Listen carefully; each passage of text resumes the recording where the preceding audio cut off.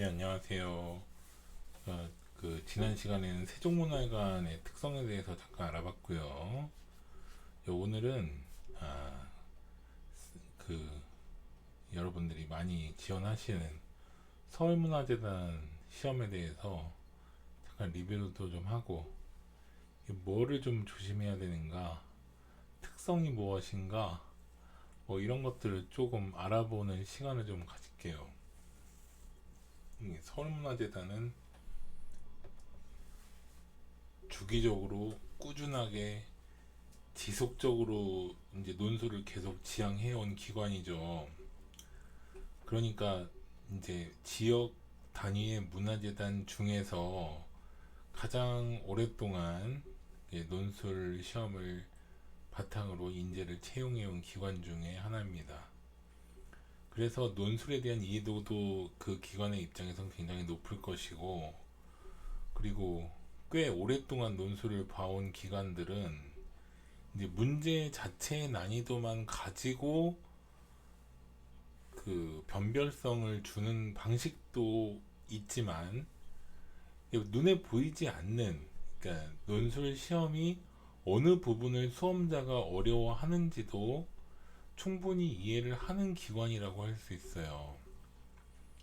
그리고 이제 초창기에 이제 논술을 시행하는 기관들이 내재되어 있는 어떤 문제들도 있지만 그 문제를 거의 대부분 해결을 했고, 그 해결하는 과정에서 변별성 있는 문제를 어떻게 운용하는지도, 그래서 이런 유형도 약간 바꿔가면서 문제의 난이도도 조율해 가면서 그 논술을 시행해 온 기관이거든요. 따라서 시험을 보는 사람들이 초심자의 입장에서 준비를 하는 것도 일반적이지만 서울문화재단만큼은 재시험자들도 꽤 있다는 것을 염두를 해야 됩니다.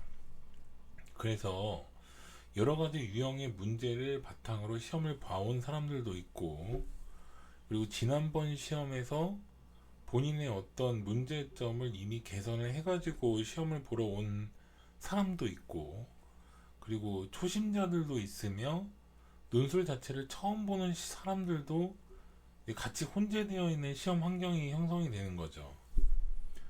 그러면 시험을 이제 처음 보든 여러 번 봤든 간에 어떤 사람은 이제 뭔가 본인의 역량을 개선해서 다시 시험 준비를 했을 거고, 그리고 여러 해 동안 1년에 두 번씩 논술을 시행해온 기관들은 그 유동성을 굉장히 활용하는 환경에서 채용을 하기 때문에 그 초심자도 어느 정도 이제 훈련을 통해서 본인 역량을 강화해가지고 시험을 봐야 된다는 거죠. 그래서 눈에 보이는 문제와 눈에 보이지 않는 문제, 그리고 문제의 난이도가 유동성이 있다는 거, 그리고 시험의 형식이나 문제의 형식도 좀 달라질 수 있다는 것을 감안해서 준비하는 기간이 짧았어도 거기에 대한 대응 역량이 충분히 강화된 상태에서 시험을 보는 게 가장 유리합니다. 그래서 어느 정도 변별성이라든지 그 채용 과정에서 이제 배제시킬 수 있는 충분한 역량이 기관은 갖고 있고, 시험을 보는 사람들은 그 역량이 강한 기관을 효율적으로 이제 내가 점수를 받아야 되기 때문에 서로 이제 비대칭인 상황에서 이제 시험을 보게 될 거예요. 그래서 제일 좋은 건 사실 이제 좀 미리미리 준비를 해서 이 시험을 대응하는 게 가장 좋은 시나리오이긴 하고, 두 번째로 그게 안 된다면 이제 공고 이후에는 준비를 시작하는 것이 서울문화재단의 시험을 효율적으로 대응할 수 있다고 분석이 됩니다. 따라서 이 서울문화재단은 난이도 측면에서 보면 사실 서울문화재단만큼 어려운 문제를 아주 효과적으로 운영해온 기관이 또 없어요. 그럼에도 불구하고 요즘에는 어떤 문해력이라든지 구성력, 쓰기 역량이 굉장히 부족한 분들이 대다수이기 때문에 이런 난이도가 이게 굉장히 높았다가 조금 이제 완화됐다가 다시 올라갔다가 다시 내려갔다가 이런 방식을 우리 기관이 굉장히 잘 운영하고 있습니다. 그래서 무난한 문제부터 어려운 문제까지 모두 배제할 수 없는 기관의 특성에 문제 난이도가 출제될 수 있다, 이거를 인지하고 있어야 되고, 이걸 5점 만점으로 본다면 난이도 5점이 가장 어렵고 1점이 낮다라고 했을 때는 3.5에서 4.2 정도의 유동성을 기관에서 지향하고 있다고 볼 수 있습니다. 그리고 이 기관은 이 주제 측면에선 굉장히 포괄적인 특성을 갖고 있어요. 물론 이제 그 지역문화재단이기도 해요. 왜냐하면 서울 지역의 그 지역 문화재단이니까. 물론 이제 세부적으로 이제 그 더 이제 작은 지역에서도 문화재단이 이제 분포되어 있는 것도 사실이지만, 서울문화재단은 그걸 모두 포괄하기 때문에 주제 측면에서 굉장히 포괄적입니다. 따라서 그 일반적인 지역문화재단의 문제는 당연히 포함이 됩니다.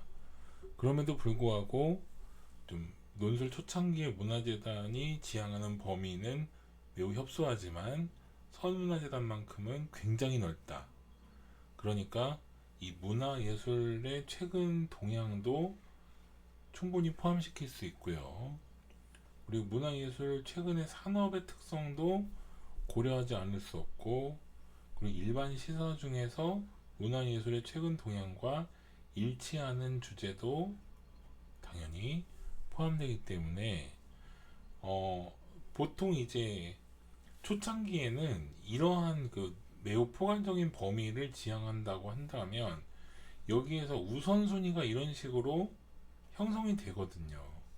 그런데 서울문화재단만큼은 이러한 우선순위를 산정하기가 굉장히 어려울 정도로 거의 25% 내외가 모두 형성이 되는 균형을 지향하고 있습니다. 그래서 어느 부분이 더 중요해요, 어느 부분이 좀 약해요, 이런 것들은 우리가 이제 필답고사를 보는 시험 준비 과정이죠. 그래서 이제 출제 빈도가 높거나 이런 것들을 이제 배제할 수는 없지만, 물론 기출문제 바탕으로 보는 기간이 있고, 그리고 다른 문화재단에서 많이 나왔는데 서울문화재단에선 출제하지 않은 문제를 보는 기간도 있고, 그리고 서울문화재단이 지금까지 봤던 시험 중에 가장 어려운 문제의 난이도를 반영해서 타 기관의 출제 빈도 높은 것도 봐야 되는 기간이 필요해요. 그럼 그 기간을 모두 산정을 하더라도 서울문화재단은 단기 준비가 굉장히 어려운 기관이고요.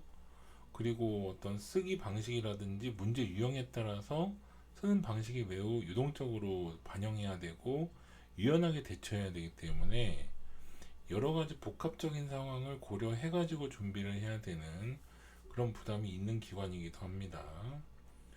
자, 이런 어려운 문제를 지향하는 기관들은 사실은 100%의 이제 문화재단 분포도를 보면, 그 기준에서 보면 한 20%가 이렇게 무난한 문제와 아주 어려운 문제가 혼재되어 있는 이런 양상을 보이는데, 따라서 서울문화재단을 논술 준비를 할 때 가장 좋은 것은 바로 타 문화재단의 어디를 보더라도 대응할 수 있는 역량이 된다는 거예요.